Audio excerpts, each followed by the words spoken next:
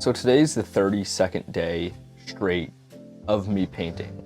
And I think that that's really like a mind-boggling fact to me, but it kind of shouldn't be, right? Because the way I've been looking at this so far as I painted all these days and all these episodes that I've been doing of this series is as if like they're singular activities, as if each day is its own unique thing. And obviously, I mean, it is. 24 hours separates each thing, of course.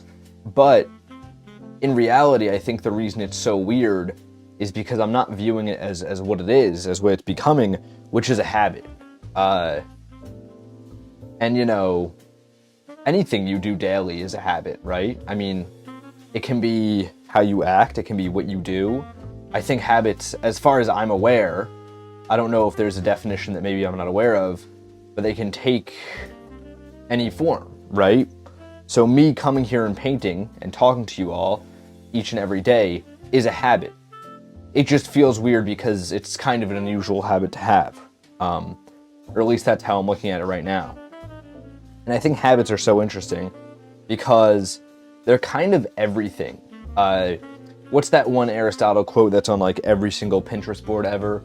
You are what you do every day. Is that the quote? Something along those lines.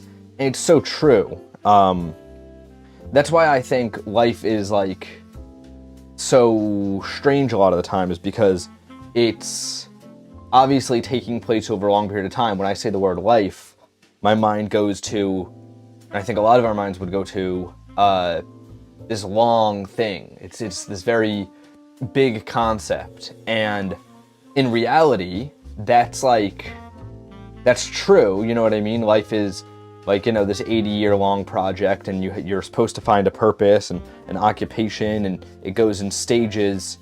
But how that life ends up is wholly defined by what you do on the smallest scale of how we define life. You know, we define it in the whole life, then you go to the decades. Oh my God, that was a crazy stutter. Then you go to the decades, then you go to the years, and then you go down to like the months, and then in those months you go down to weeks, and then you go down to days, right? That's how we look at things. I mean, obviously you can keep going from there to the hours and the minutes and the seconds, but when people are talking about life, they usually keep it to the days, right? I've never heard somebody talk about life in a shorter time frame. And it's interesting that smallest time frame defines how everything's gonna end up. I mean, not everything, right? You can do things that, you know, obviously Stranger Things, whoa, not the show, strange things happen. But for the majority of us, right? I mean, I don't know many people whose lives change in one day out of nowhere unless you're winning the lottery or having something crazy happen to you. Usually it's defined by the repeated actions you take each and every day. Everyone I know that's become a doctor was studying and training for that every day, and same thing with a lawyer. And honestly, you can say the same thing about people who are good people and nice people and people you like being around versus people you don't enjoy being around. These things happen based on how they act each and every day, not how they act once. You know, you don't stop hanging out with someone because they're mean to you one time. You stop hanging out with them because they're consistently mean to you over a period of time. At least I would hope so. If that's not the case for you, I recommend you give people a little more of a fair shake. If you so wish, you know, but that's why I think life is so interesting to me, and that's why habits boggle my mind so much, because it's like these small things, these very minute things of what you're doing right now and what you're going to be doing in an hour and what you do after that is going to build up so much over time that your entire existence will be defined by what you do in the next hour. In a way, in an abstract way, of course. Now, I think a lot of people would hear that and go like, no, that's BS. It's what you do in the next hour consistently. And like, that's true. But in a manner, right, you are how you spend your time for the next coming hour, and that being repeated over the long term is what defines your entire life. I'm trying to do a cone here, by the way, for today's little painting, And I will say, so far, this is not working. This is not working one bit. We're going to see what we can do here to redeem this, but this is not coming out good, like, at all. But worst case, what do? I just ditch the cone, right? I just paint something else and, like, try and make the cone part of it. But anyways, back to habits, right? I think habits are a big thing in my life, as they are in all of our lives, but, like, I think I consciously think about habits a lot. And that started when I read the book Atomic Habits, which I know, self-help book. I am mean to self-help all the time, but that is the book that I will always say, like, that book did change my life. I had it recommended to me by a teacher, and they said, you know, they read the book when it first came out. They said it would really help me. They said I could use it because in that class I was in with that teacher, I was putting out what I think, well, what he was saying was, like, solid work, but he was like, I can tell, though, you're doing this all last minute, which was very nice to hear because, you know, I'd never had a teacher say that to me. I think most teachers, when I was in school, well, I think most teachers in general, when you get to that level of, like, late high school, are very into, like, just, like, do the work. If you get, like, I'm just going to give you a grade, just finish it so I can grade you. If you do good, I'm not going to say anything if you're doing bad. Like, you don't get bothered if you're doing okay in your classes, right? And I was doing fine in most of my classes, so I never really had a teacher come up to me and be like, this is really good, but you know you could be doing way better. So for him to come up to me and say that was like, whoa. And me being me, of course, when he first said it, I looked at the book, I was like, this is a self-help book, this is dumb, I'm not doing this, you know. If you think I'm stubborn now, you should have seen me when I was, like, 17. I was the worst person on earth, in terms of how stubborn I was. But, you know, of course, that was my first reaction. And then I want to say it was a couple months later. I don't know exactly when. It was a couple months later. It was that summer, I think. I was in a Barnes & Noble with my friend, and I saw the book. Actually, no, that's not how it happened. We went to the Barnes & Nobles with the idea in mind of getting that book. It was right after a breakup, and I was doing the thing that all young, dumb 17-year-olds do after their breakups. They're like, I'm gonna improve myself. Like, this is my grind arc. I'm gonna work on myself. And that's what I was doing. And I, like, said to me and my friend were on a call or whatever, and I was like, there's this book, Atomic Habits. We should go get that book, and it'll make us, like, way smarter. It'll make us, like, I don't know what's in the book, but it's gonna help us get consistent, going to the gym and doing all this stuff, you know? This is, like, the most meathead story, I feel like, now that I'm telling it. But this is really how it happened. So I feel like I regret even bringing up this topic now because of how, like, I feel like this story makes me sound like I'm, like, every Andrew Tate fan. But that's where I was when I was younger, you know what I mean? For, like, I don't know, because I was never like a alpha guy with it. I was just, like, really like, oh, these habit things are gonna help me a lot. Like, this Atomic Habits book is gonna help me. But I feel like since it was after a breakup, it's, like, so cringy, you know? But, you know, I decided, I was like, we're gonna get this book, we're gonna head to the gym, we're gonna be these cool guys. And the next day, it was July 7th, was it? I don't know. It was July 7th. I don't remember the year, but I do remember it being distinctly July 7th. I don't know why I remember that. No, it might have been July 2nd. It was early July. I don't know why I'm trying to give you guys specific dates if you're an FBI agent right now. I'm not being interrogated on this. I don't know what I'm doing. But it was early July. It was really hot. My hair was in a side part still, and it was way too long. And we went to Arby's, then we hit up a Barnes & Noble's, and we got the book, right? And I read that book. I was reading a little bit beforehand, but I wasn't reading quite like I wanted to be. You know when, like, you're like, oh, I'm doing something good right now, but I should be doing way more of it? That's kind of how it was. Like, do you ever, like, eat a really healthy, good meal, and you're like, man, I should be eating like this all the time. I feel great right now. That's kind of where I was at with reading. But I read this book faster than I ever read anything before. Partially because Atomic Habits is a very easy book. But also because it was very interesting. It was a really interesting read. Hearing about how beneficial habits can be. Just hearing about... The book, I think, is so good because it's just hard science. It's not like, you know, a lot of self-help books I critique because it's like, you need to get on your feet, and there are doers and there are not doers, and you need to be one of the doers.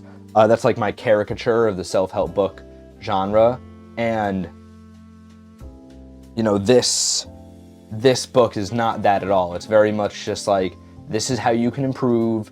If you do something every day, and I think this is what's the most inspiring part about it, and like relates a lot to this larger conversation of how habits define us, is like, when you're doing a habit, it's not just like bump, bump, bump, bump, bump, bump, bump.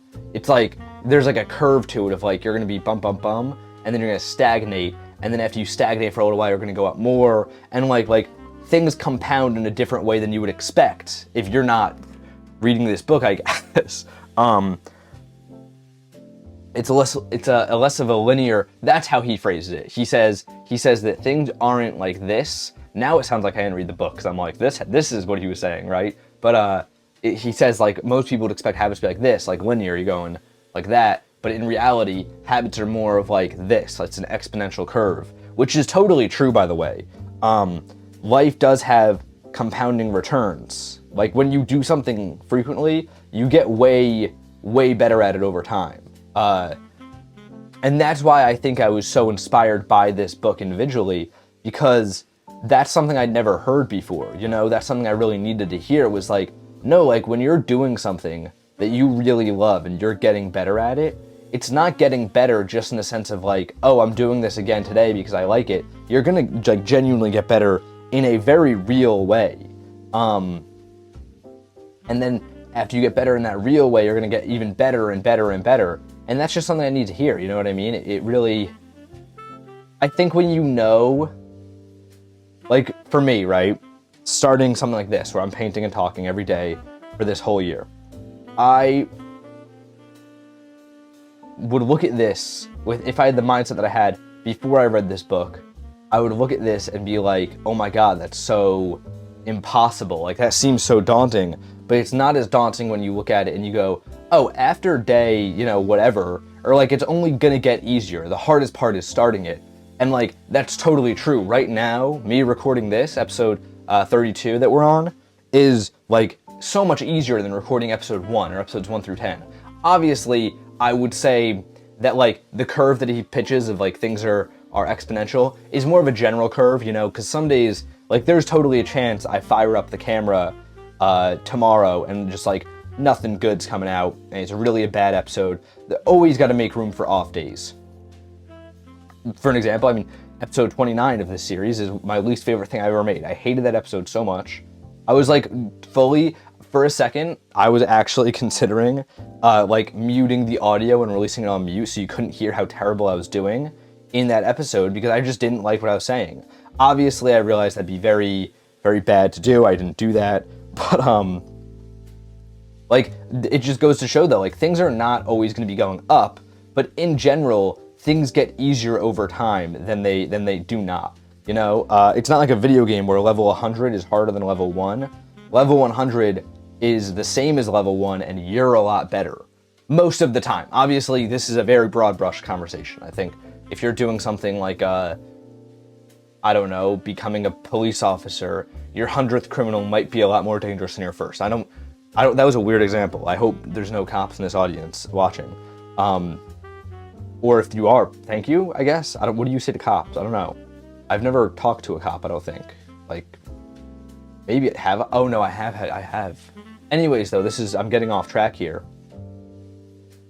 So I think with this triangle, with this cone, what I did is I overcorrected it in a way that I just really didn't need to do. Like, I think I blended it too much and now it just looks like, it doesn't look good. I'm gonna try and get something fun out of this though, while we're here. It's already not the best. I mean, it's not the worst. I think maybe you can tell it's a cone, but like, it's not what I want it to be. So while we're here, let's just have some fun with it, right?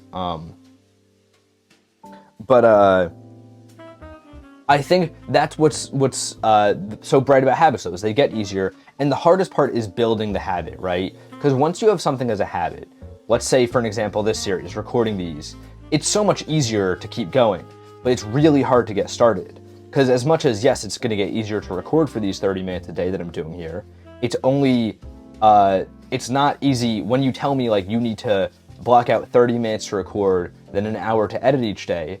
I'm like, that's an hour and a half a day. How am I possibly going to do that? It seems very daunting. Obviously, this is a huge life hack actually that I use a ton that I think might help some people, like really, if you're watching this.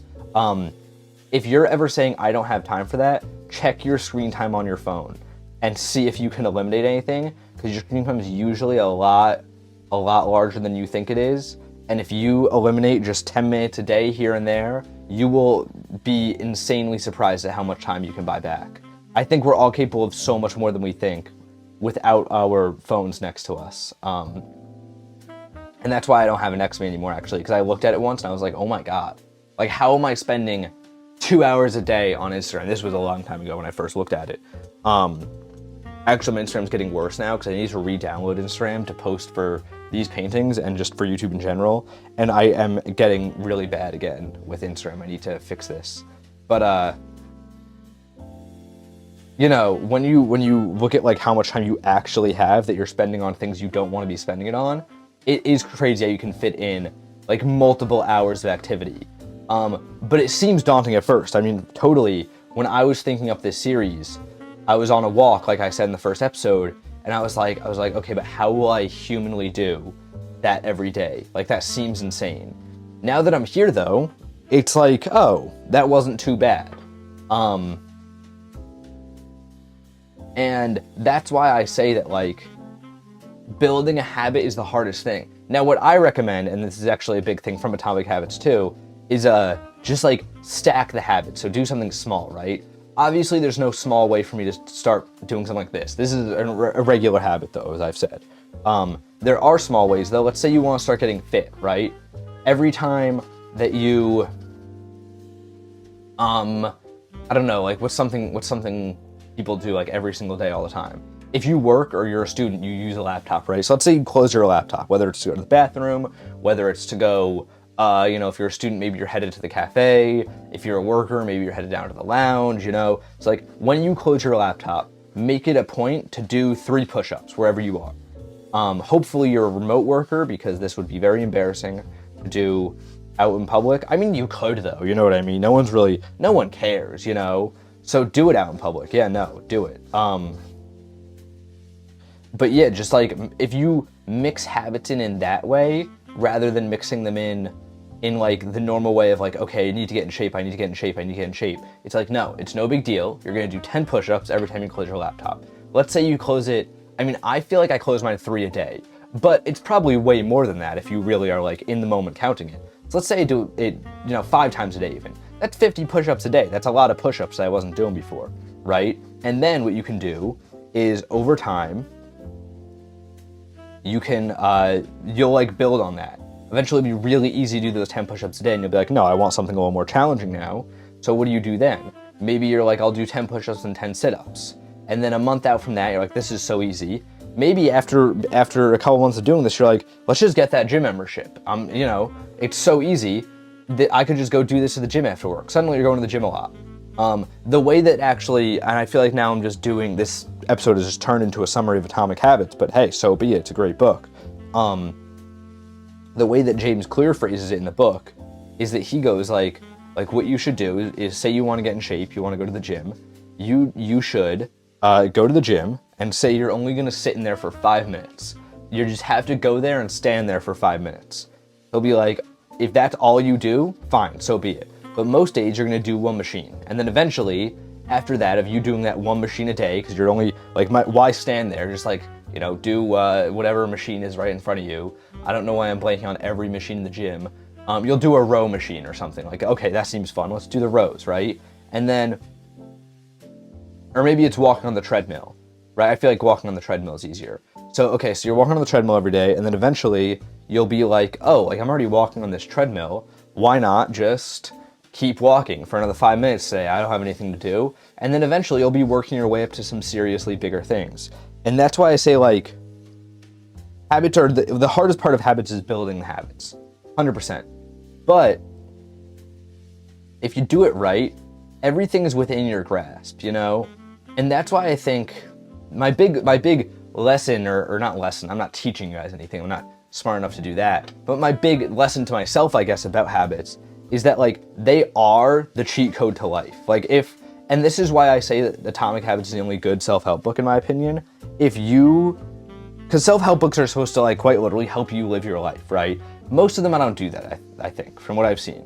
I flipped through one time, a friend had that one book that's like, You Are a Badass, I didn't find anything in there.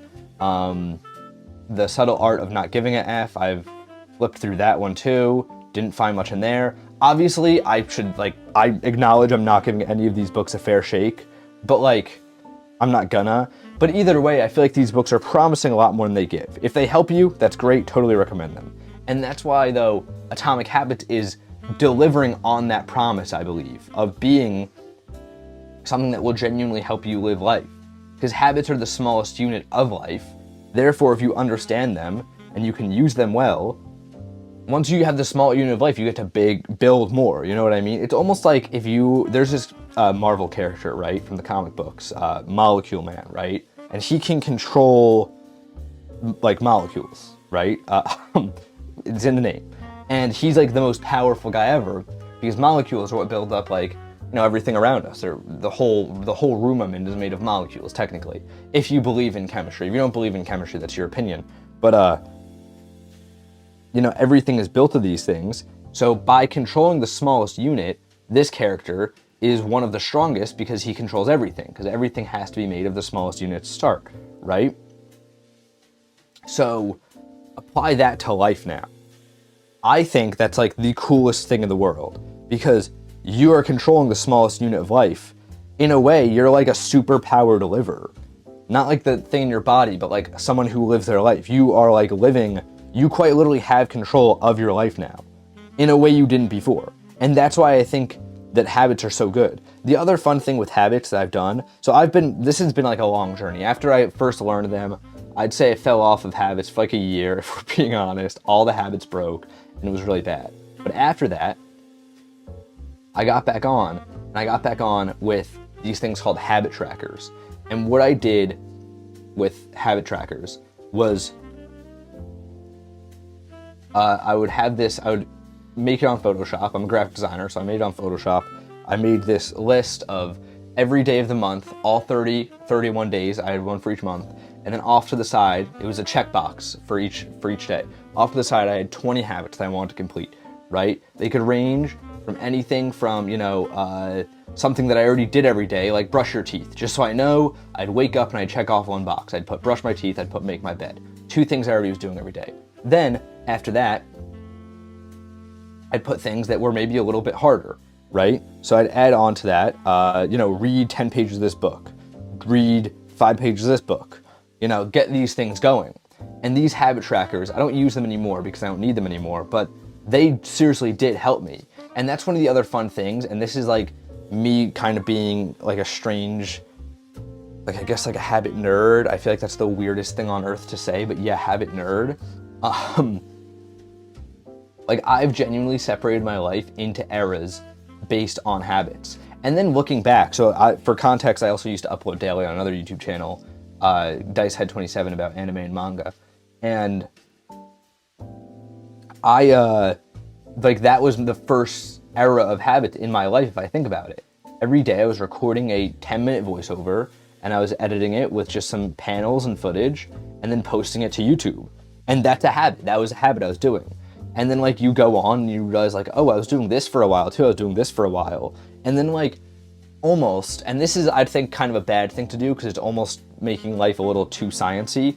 But if you do it, you can, if you so please, make your life categorized by habits. You totally can.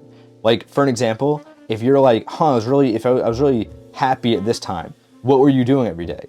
That was an era of your life where you were happy. What were the habits that were making you happy every day? For me, when I look back at some of the points in my life where I knew oh man, life was really cool, were parts where I was playing Minecraft every day with friends. That was something of a habit. Obviously, if you want to look at habits in the more self-help sense, you're looking at them as just straight productive things you do. Going to the gym, running, reading.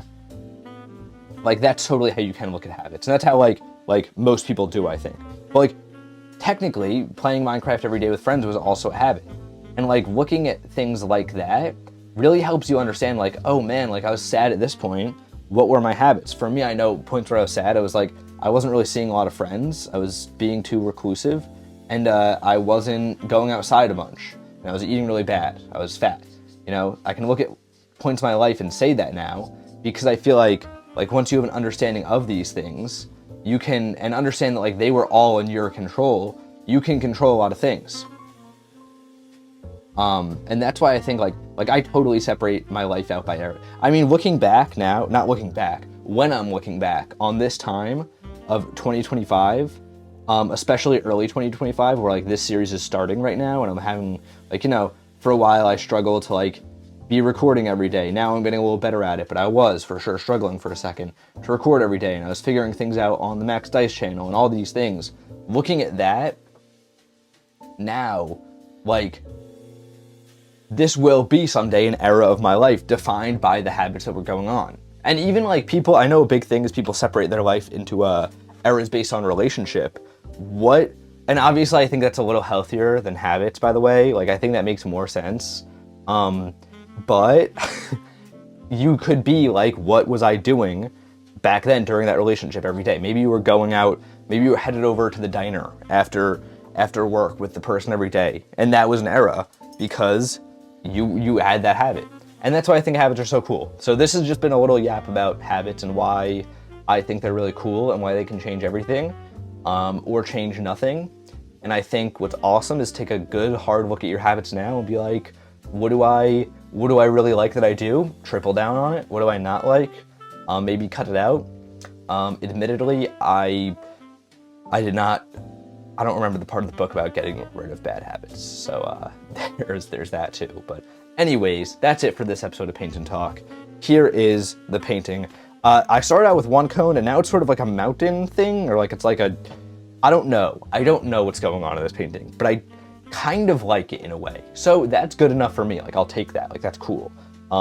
As always, you guys know the drill. Go check this out over on the Instagram. I think if I'm correct, I should have dropped a post yesterday about I should have dropped a January post. So if you want to see what I was up to in January, that's the post for you. That is the post for you if you want to see my January doings.